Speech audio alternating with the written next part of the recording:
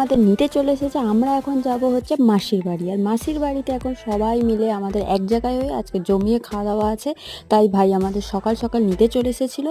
আর আমাদের রান্না আজকের করছে হচ্ছে আমাদের জামাইবাবু, আর জামাইবাবুর হাতের রান্না তো একদম অসাধারণ। রান্না করছিল আমাদের জামাইবাবু, আর এখানে পিঠেগুলো ভেজে নিচ্ছিল মাসি। তারপরে আমি আমার দিদির ছেলের সাথে একটুখানি ঘুরতে বেরিয়ে গেলাম আগান বাগান, ওখানে সব লিচু বাগান পিয়ারা বাগান তো ভর্তি, তাই জন্য ঘুরতে বেরিয়ে গেছিলাম। তারপরে দুপুরে খাওয়া দাওয়া করেছিলাম। আর দুপুরে খাওয়াতে মেনু ছিল দই কাতলা, ডাল, আলু ভাজা, মাটন। আর আমি মাটন তো খাই না, তাই আমি হচ্ছে মাটন বাদ দিয়ে সব রকম খাওয়া দাওয়া সেরে আমি আমার ভাই আর বোন মিলে 3জন মিলে ঘুরতে বেরিয়ে গেছিলাম। তারপরে সারা বিকেল ঘুরে মাসির বাড়ি আবার আসলাম, এসে সবার সাথে দেখা সাক্ষাৎ করে এবার আমরা চলে যাচ্ছিলাম বাড়িতে। ও আমাদের ফের দিতে এসেছিলো।